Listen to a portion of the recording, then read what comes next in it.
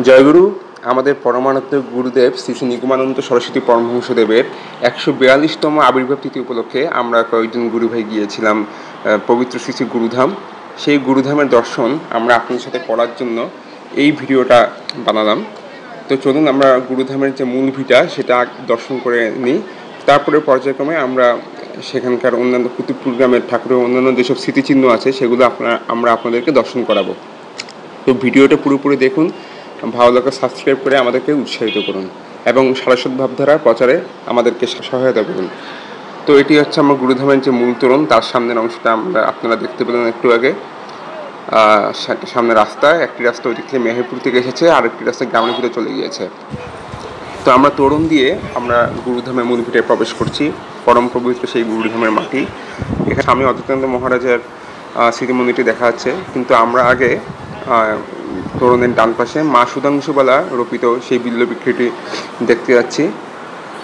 শ্রী শ্রী ঠাকুর যখন নলিনীকান্ত ছিলেন, স্বয়ং মহামায়া তার স্ত্রীরূপে এখানে এসে লীলা করেছিলেন। তো একদিন মহামায়া মা সুধাংশুবালা তিনি ভৈরব নদীতে ভেসে আসা একটি বেল গাছের ডাল নিয়ে এসে এখানে রোপণ করে দেন। তো তখন সবাই হাসাহাসি করেছিল, ভেবেছিল যে এই ডাল থেকে কি কোনো বেল হবে, মানে বেল গাছ হবে। তো দেখতেই পাচ্ছেন সেই গাছটি আজ 120 বছর ধরে স্বমহিমায় এখানে বর্তমান। সেই বেল গাছে কিন্তু বেলও ধরেছে। তো আমি অনেক গুরু ভাই গুরুবোনকে দেখলাম এখান থেকে ডালপালা ছেড়ে নিতে, পাতা ছেড়ে নিতে। এটা আসলে খুব কষ্টদায়ক। আর এখান থেকে পাতা ছিঁড়লেও মায়ের থেকে একটা অনুমতি নেওয়া তো অবশ্যই দরকার। জয় মা সুধাংশুবালা। তো এখন আমরা দেখছি গুরুধাম উদ্ধারকারী, গুরুধামের মূল ভিটা উদ্ধারকারী কর্মবীর সন্ন্যাসী স্বামী অদ্বৈতানন্দ মহারাজের একটি স্মৃতি মন্দির। তো স্মৃতি মন্দিরটি করেছে, খুব ভালোই হয়েছে, কিন্তু আমার কাছে স্থাপত্য রীতিটি ভালো লাগেনি। কারণ উত্তর বাংলা সারস্বত আশ্রমে আমরা দেখেছি খুব সুন্দর করে, খুব শ্রদ্ধা সহকারে এই স্মৃতি মন্দিরটি করা হয়েছিল এবং সেখানে ধূপ মোম এসব দেওয়া নিত্য পুজোর একটা ব্যবস্থা ছিল।